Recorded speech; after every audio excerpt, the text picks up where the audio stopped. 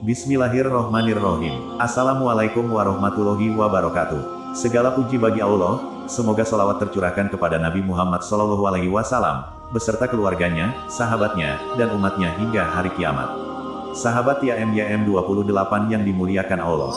Siapa manusia di dunia ini tidak merasa sedih, ketika mendengar kabar berita kematian seseorang kerabat, pastilah merasa sedih.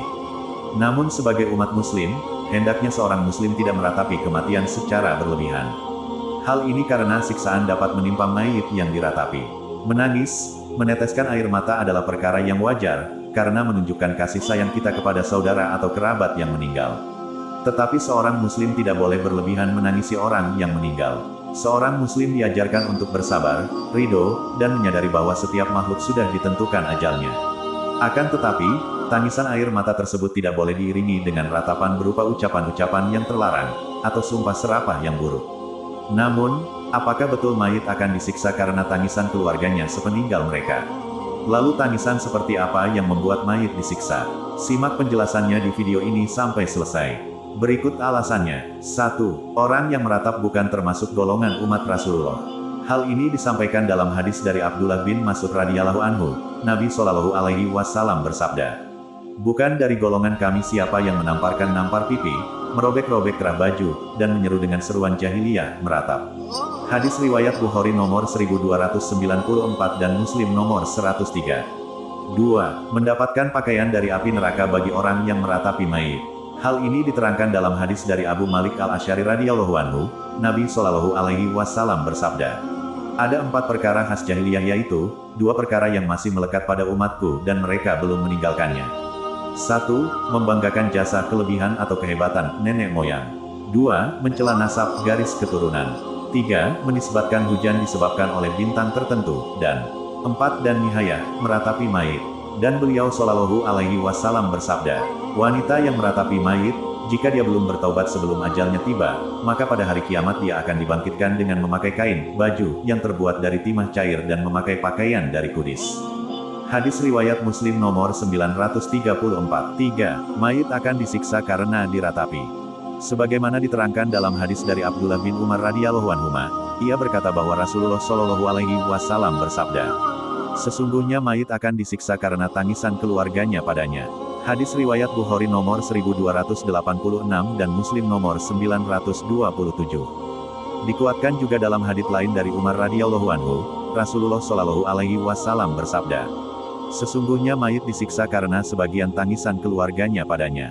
Hadis riwayat Bukhari nomor 1287. Selanjutnya ada juga, disebutkan dalam hadis Ibnu Umar radhiyallahu anhu, bahwa Rasulullah SAW dan beberapa sahabatnya pernah menjenguk Sa'd bin Ubadah, yang ketika itu sedang dirundung kesedihan seluruh keluarganya. Melihat suasana sedih, Nabi SAW bertanya, "Apa dia sudah meninggal?" "Belum, ya Rasulullah," jawab keluarganya.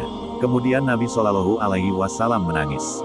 Para sahabat pun ikut menangis. Kemudian Nabi SAW bersabda, "Tidakkah kalian mendengar, bahwa Allah tidak menyiksa disebabkan tetesan air mata atau kesedihan hati? Namun Allah menyiksa atau merahmati disebabkan ini." Beliau berisyarat ke lisannya. Sesungguhnya mayit disiksa disebabkan tangisan keluarganya kepadanya.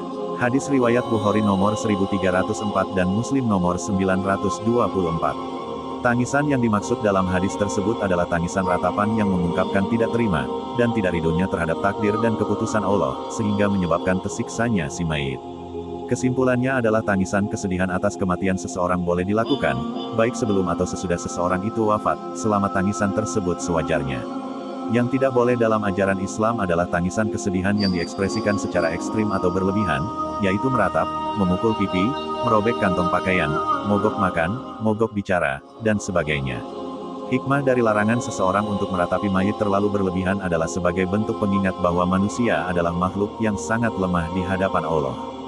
Tidak ada manusia yang kuat dan mampu untuk melawan takdir Allah, baik itu ditinggalkan orang lain, atau bahkan dicabut nyawanya. Kematian adalah salah satu takdir Allah yang tidak bisa diganggu dan dicegah. Boleh jadi dengan kematian seseorang adalah suatu hal yang baik bagi orang yang meninggal, dan justru yang harusnya diratapi adalah orang yang masih hidup untuk memikirkan nasib mereka selama hidup apakah akan selamat atau tidak. Cara yang baik ketika kita merasakan kesedihan yang sangat mendalam adalah melampiaskannya dengan memperbanyak istighfar, dan terus mengingat Allah, bahwa suatu saat atau bahkan tidak lama lagi kita juga pasti akan merasakan hal yang sama.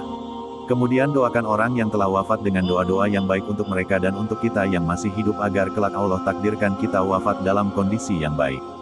Semoga Allah selalu memberikan taufik dan hidayah kepada kita agar selalu istiqomah menjalankan ibadah dan amal kebaikan, serta mewafatkan kita dalam keadaan husnul khotimah. Amin ya robbal alamin. Kami berharap apa yang disampaikan dapat bermanfaat bagi sahabat TIAM 28 yang dirahmati Allah. Kami mohon maaf atas segala kesalahan dan kehilafan dalam penyampaian materi ini. Wallahu alam bisawab. Wassalamualaikum warahmatullahi wabarakatuh.